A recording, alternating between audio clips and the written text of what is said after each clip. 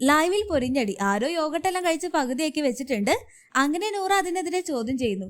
അപ്പൊ കിച്ചൺ ടീമിലുള്ള അക്ബറും ആര്യനും പറയും ഞങ്ങൾ എന്തായാലും എടുത്തിട്ടില്ല, നെവിനായിരിക്കും എടുത്തത്. അപ്പൊ നൂറ ഇനി അനു എങ്ങാനും എടുത്തു കാണുമോ എന്നെല്ലാം കരുതി അനുവിന്റെ അടുത്ത് ചോദിക്കുമ്പോൾ അനു പറയുന്നുണ്ട് ഞാൻ എടുത്തിട്ടില്ല, അതെടുത്തത് അക്ബറും ആര്യനുമാകും. ഇന്നലെ അവര് രണ്ടുപേരും ഫ്രിഡ്ജിന്റെ അടുത്ത് ചുറ്റിപ്പറ്റി നിൽക്കുന്നുണ്ടായിരുന്നു, അവര് തന്നെയായിരിക്കും എടുത്തത് എന്നെല്ലാം പറയുമ്പോൾ നൂറ പറയും എന്റെ ഭാഗം ഞാൻ എന്തായാലും എടുക്കാൻ പോകാണ് എന്നെല്ലാം പറഞ്ഞുകൊണ്ട് നൂറ അത് എടുക്കാനായിട്ട് പോകും.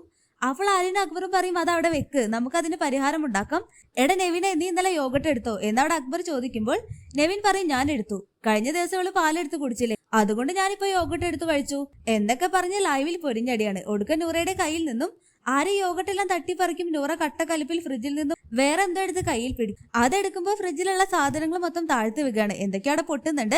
ലക്ഷറി സാധനങ്ങൾ നിങ്ങൾക്ക് മാത്രം കഴിക്കാനുള്ളതല്ല, അത് ഞങ്ങൾക്ക് കൂടി ഉള്ളതാണ്, നാണമില്ല നിങ്ങൾക്ക് എന്നെല്ലാം പറഞ്ഞുകൊണ്ട് നൂറ പൊട്ടിത്തെറിക്കുന്നുണ്ട്. എന്തായാലും ലൈവിൽ ഇപ്പോൾ പൊരിഞ്ഞടിയാണ്. ഒടുക്കാനും യോഗട്ടെല്ലാം എടുത്ത് പോക്കറ്റിലിട്ട് പോകുമ്പോൾ ആര്യൻ അത് കാണും. ആര്യൻ അത് കണ്ട് അനുവിന്റെ പോക്കറ്റിൽ നിന്ന് എടുക്കാനായിട്ട് നോക്കുന്നുണ്ട്.